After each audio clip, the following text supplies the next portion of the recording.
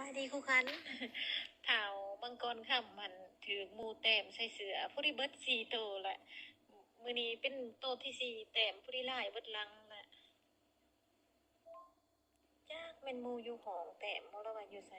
เดี๋ยวสิส่งหาครูตีนก่อนมากินข้าวน้ำข่อยมันสวยนี่นะแม่นบ่มีได้แม่สะเน็กขอย่านแต้มใส่กันตอนแรงนั้นน่ะแล้วมื้อสวยนี้บ่ได้นอนเพราะว่าเพิ่นหันจดบทเรียนบ่แล้ว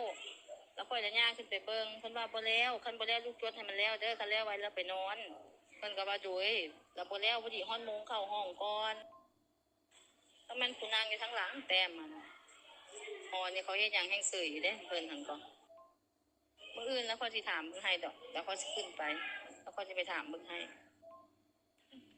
บ่เป็นหยังดอกครูคันน่ะหัวแถหัวหวาหยังล่ะแต่ว่าอันครบสี่โตวแล้วแต้มมาทุกมือผู้นี้อันโตวสุดท้ายตัวนี้เสือเพิ่นมีสี่โตวมันบ่ออกจักจังได๋ก็มันก็ยังมีหัวอยู่พากันหัวทวนกันแต้มก็แต้มกาค่อยกาหำหยังวะ มีระบบเวลานี้นะเพิ่นให้มาเนาะพาหมู่อันหมู่ได้เพิ่นให้มาเพิ่นละว่าหมู่ละว่าอันเอาดีตีว่าซั่นก็ตกใจเพิ่นให้แท้ให้ว่าแล้วอัน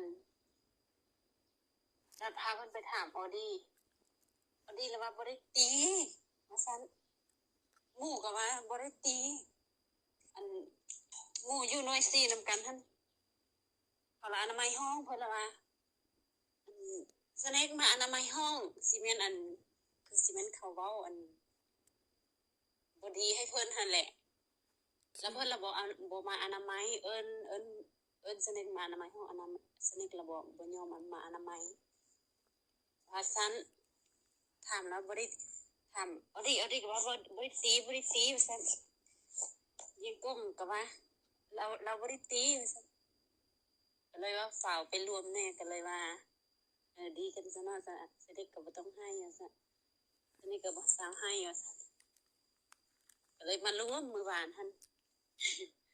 ก็บ่ได้ถามว่าเพิ่นแล้วก็ถามมันสเน็กอีกว่าอันเอาดีตีลูกบ่ว่าซั่นดีแท้ว่ะเว้าดีๆว่าซั่นเอาดีก็เว้าดีๆบ่ได้ตีสเน็กก็ว่าบ่ได้ตีว่าซั่น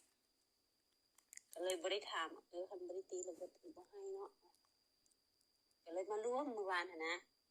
บ่ได้ถามว่าเพิ่นเว้าอีหยังอีกบ่นะก็เลยบ่ได้ซ้ออีกเดี๋ยวอันไปมื้อนี้เลยสิถามเอาดีอีกว่าเพิ่นเว้าอีหยังเพิ่นก็ว่าอันอาจารย์โทรหาแม่ให้หลานแหน่ว่าซั่นก็เลยว่าน้องก็เลยว่าอันคันเพิ่นบ่ได้ตีก็การก็เรียนหนังสือเพิ่นเนาะ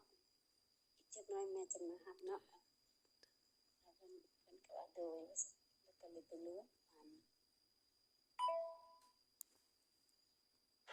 เอ้ยขอบใจได้หลายๆครูเพราะว่าอันมาเฮือนน่ะนะเพิ่นจมเลยไหเลยว่าซั่นนั้นว่าเฒ่าดีหั่นด่าว่าบ่แม่นติด่าว่าด่าเพิ่นน่ะนะก็สิเป็นเพิ่นขี้คร้านนั่นแหละเพิ่นบ่อนามัยห้องช่วยเขาตินี่ขอบใจหลายๆเด้อครูเด้อขอบใจ